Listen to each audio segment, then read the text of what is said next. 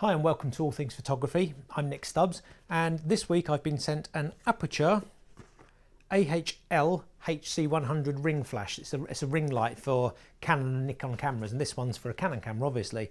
And what this is it's a continuous light and a flashlight with the ring version for doing macro work and things like that. Now you may have seen these before from people like Canon or Sigma or Nikon, for macro work, but the own brand versions can cost up to around £400 to £450, so it's a lot of money to get into macro work.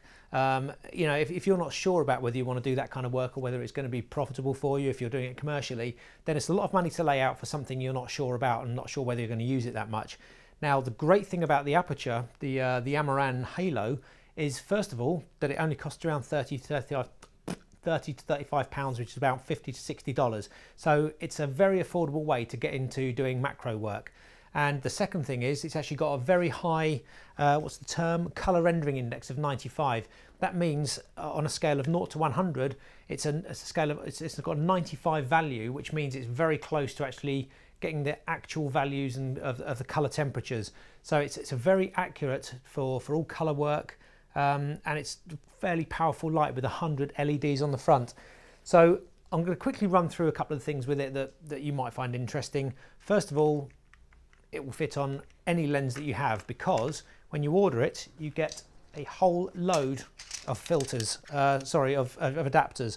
So these range from, I've got one here for I think 52mm, which is great for my 50mm 1.4 lens.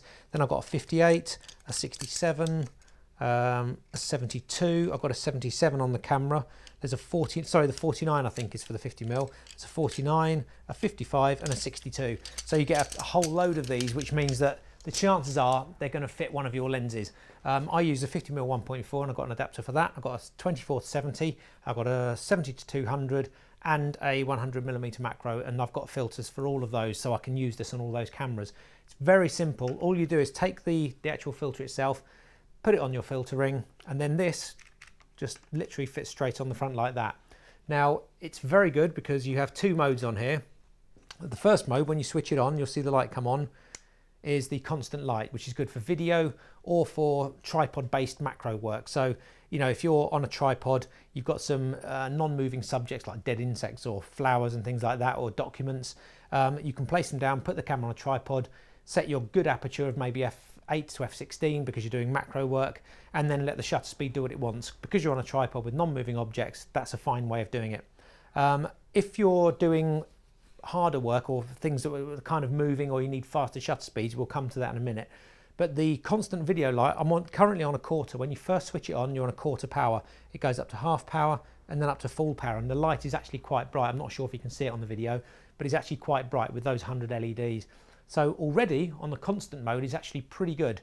Great for macro work, like I said, you get a nice diffused light totally around the subject, so it looks good. And it's also good for fairly close-up video work. Now this brightness, as it is on about 100 ISO, will actually work up to 1.5 meters away. So if you're maybe interviewing someone or you're doing some macro work of a moving subject, then it's pretty good for videos. And if you need it slightly brighter, you can obviously increase your ISO or open the aperture, but just have a play with it. But generally you can work between pretty close with macro work up to about 1.5 meters away. So the constant light is pretty good. Now once it's on your camera, you can actually hit left and right. So if you want to light just one side of the object or the person doing the interview, then you can just switch it. So you hit the button 3 times. So when you're on full, you hit it once and it's just the right side lit up. Hit it again, it's just the left side. Hit it again and all the lights are lit up. So you know, if you want to if you're interviewing someone fairly close and you want a slightly different look, then obviously just have one side lit and maybe use some backlighting and that kind of thing. So you can get a little bit creative with it. It's quite good. And the same for when you're doing the photography. You can just light one side to cast some shadows to add a bit of depth. So it's pretty good in that respect. We're going to now switch it over to this button here, which is flash. And for this to work properly, you have to have it on the camera. So you've got all the hot shoe contacts here, so it will fire. Now it's not like the Canon ones where you've got the ETTL. So you're going to have to work on manual here.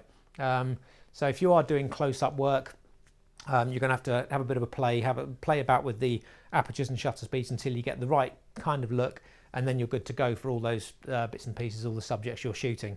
Now with this, it's good to bear in mind that when you're on flash mode, the output is about twice as much on average as it is on the constant light. So you get a lot more light, which means you get faster shutter speeds anyway, so you can have a smaller aperture, which again is good for macro work. Now, once it's on there and we've got it on flash mode, as soon as you start to focus, you get a modeling light as well. So you just half press the shutter button and you get the modeling light comes on, so you can obviously see what you're doing, and you can see where the light's falling, the shadows that are being created and all that. So, and then when you fire it, you get quite a fast light. Now bear in mind that a typical flash goes off at about 10,000th of a second, so it's super quick. This is way slower, so you can afford to use sort of slower shutter speeds, and you'll get more of that light and the ambient light to burn in. You can see it's pretty slow, but it's quite bright as well, so it's quite good. And again, when you're doing that, when you're using the flashlight, you can again change it to just the left, I think. Well, that's just, yeah, just the left side. And we can change it to just the right side. And then press it again and you're back to both. So it's pretty cool. It's a pretty good little piece of kit. Now, another good thing about this is I think you can see already that it's quite good for close-up work. You get this really nice halo look around either people or your subjects, and you get a good diffused light. But also with this, you can, which is I think good for video, take it off the front and put it on there. You actually put it on the unit itself, so it works in exactly the same way.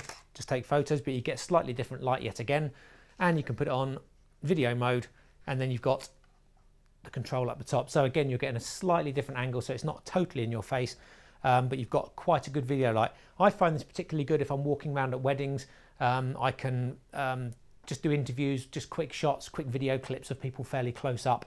You know, if I'm just asking someone at a wedding just to give us a quick, I don't know, resume of the wedding or a message to the couple, then it's great just for that. It gives you just enough light to do that quick interview. But again, mainly it's used for macro work. So I think overall it's a pretty good piece of equipment. And again, for £35 or $50, $60, it's really not that much to lay out to find out if you really want to do macro work. But I would say pretty good. The only two gripes I've got are when it's actually attached up here, you can see if we go to the left, it's now not exactly on the left. It's about 45 degrees out that way and you can't move it. Okay, and again, if we go the other way, it's up here. So it's not exactly half and half again. And the other one, if we take it off here and put it back on here, there's no actual way of fixing it on. So it will actually move about. So that's just one thing you've got to be aware of. If you are going for a half-sided lit object or subject, just be careful you don't knock the cable and move it out of line. But really, apart from that, there's not really a lot else I can say against this.